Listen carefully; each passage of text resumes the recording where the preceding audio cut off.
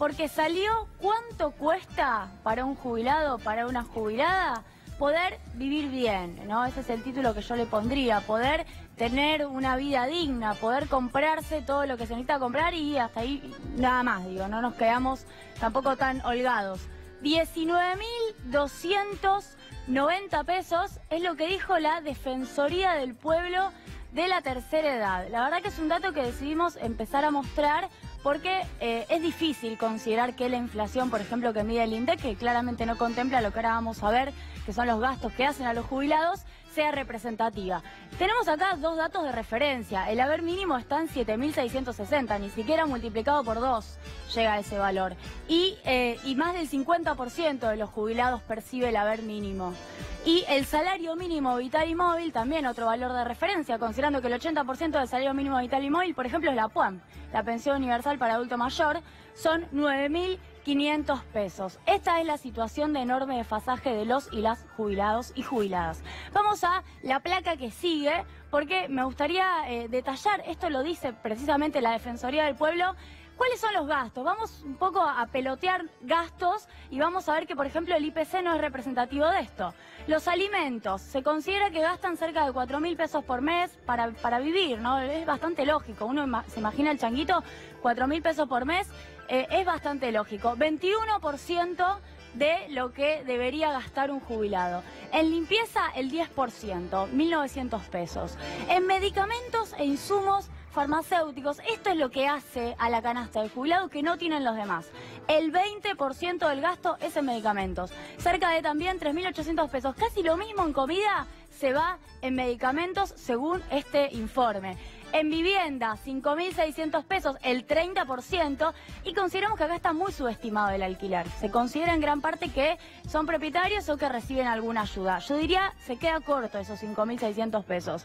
Transporte, 800 pesos, vestimenta, 1.200 pesos, recreación, 775 pesos. Están considerando que quizás van al teatro una vez, 2 veces por mes, y listo, 4%.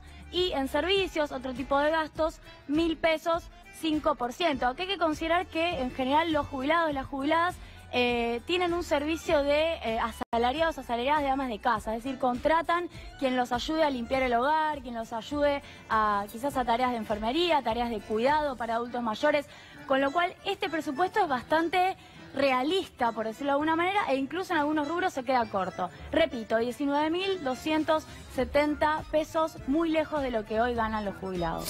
Julia, estamos con la doctora Arce, que me imagino quedará impactada después de estos datos, de estos valores y del abismo que hay con la realidad de lo que cobran los jubilados. ¿Cuál fue la primera sensación que le generó? Bueno, la primera sensación es que recordemos cuando hubo la modificación de la fórmula de aumento de jubilación, ¿qué dijo el gobierno? Que con el transcurso del tiempo se iba a poder empardar la fórmula. Estamos cada vez más lejos de esa situación. Pensemos que el impacto que tuvo aquí el aumento del 10% de la canasta de los jubilados se debe a la inflación de todos nosotros, que casi llega al 10% de diciembre a marzo. En marzo los jubilados tenían que cobrar el 14,5% con la anterior fórmula. ¿Pero qué pasó? Cobraron el 5,71%. ¿Y qué va a pasar en junio? Van a cobrar el 5,66%. Ya están los números. ¿Qué significa? Que transcurrido el primer semestre estamos en el orden del 11%, con un aumento de canasta del 10% y con una quita que me hizo el propio gobierno de casi un 5%. Digamos, entonces no se va a dar... No. Lo digo con toda ingenuidad, lo que había dicho el gobierno nacional, que es que los jubilados iban a ganar más con esta fórmula. Vamos a los números concretos. Claramente, la inflación de diciembre a marzo fue del 9,9%. La inflación de la canasta, como siempre hablamos, de los jubilados es un poquito mayor, con lo cual llegamos a los 19.290 pesos. Si yo hubiese tenido un aumento de casi el 15% en marzo, no se iba a notar tanto el desfasaje. ¿Y qué pasó? Me dan un 5,71 y en marzo me van a dar un 5,66. Entonces, de manera tal es que realmente, numéricamente, vamos a los hechos concretos, vamos a los números. Acá no estamos pidiendo magia ni nada por el estilo.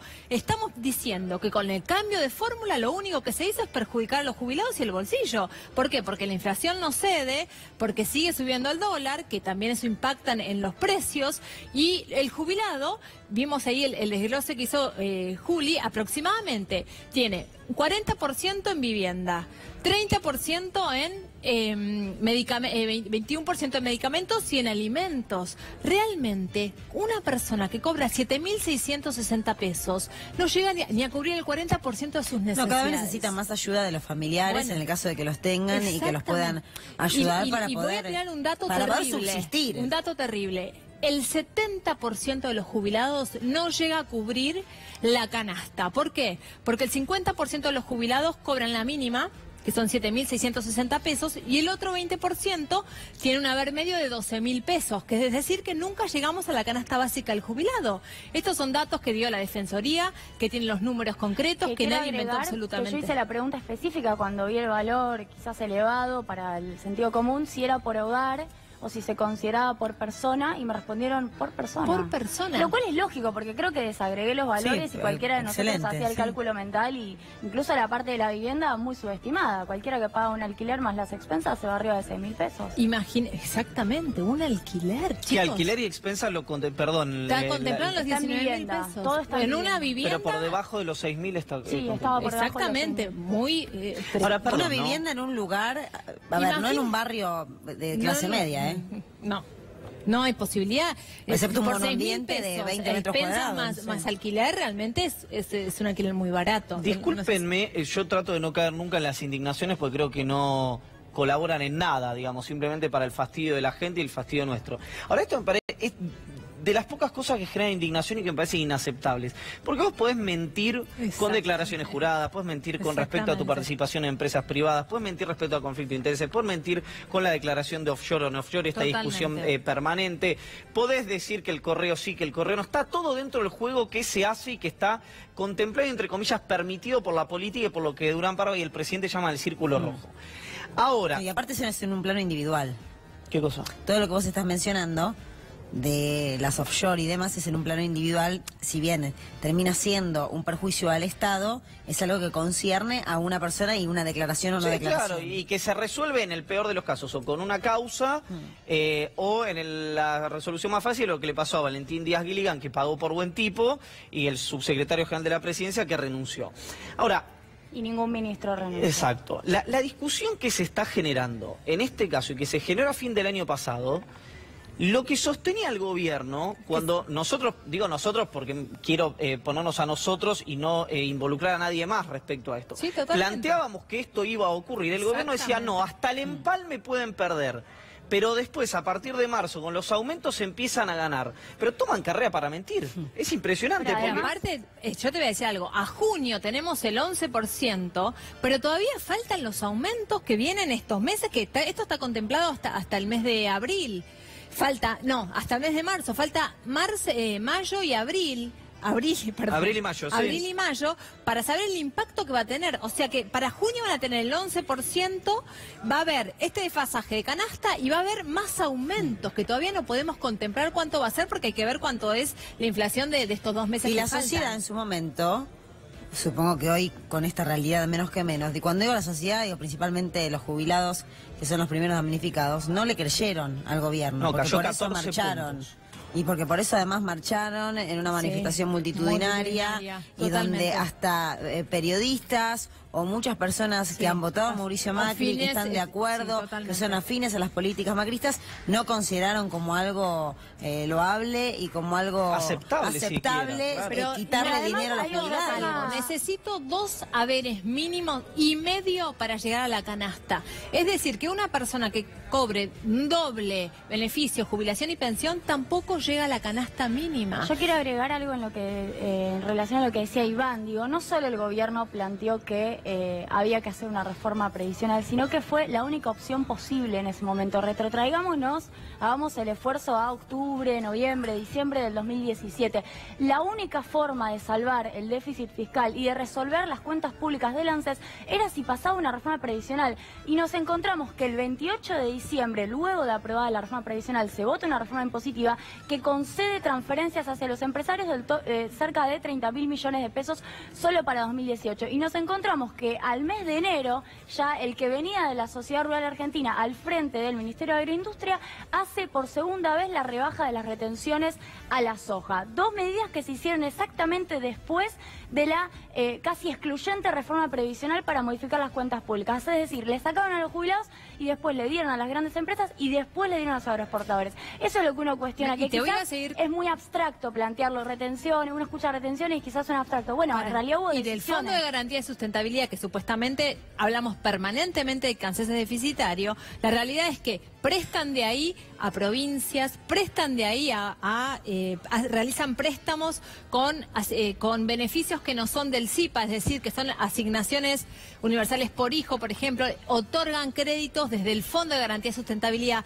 Todas esas medidas lo que hacen es menoscaban el patrimonio del ANSES y tenemos que cuidarlo. ¿Por qué? Porque acá vienen nuestros fantasmas y nuestros miedos. ¿Qué va a pasar? ¿Cascoteo ANSES para que después vengan nuestros amiguitos las AFJP? Entonces, todas las medidas que se están tomando, independientemente de que perjudican a los jubilados, están perjudicando al patrimonio de ANSES. Y tenemos que tener cuidado con eso, porque ANSES tiene que ser público, porque ya no sirvieron las AFJP y porque realmente volver al pasado, dejémoslo ir. Y todas las medidas realmente nos asustan. Usted es muy joven, Doc, pero en algún momento se decía que eso eran la plata de los jubilados y había gente muy indignada por este tipo de cuestiones. Fue como hace 2 años y medio, 3.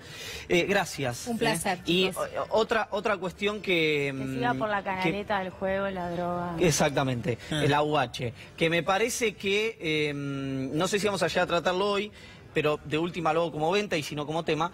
Hace 2 semanas era un escándalo nacional el tema de pasajes. Bueno.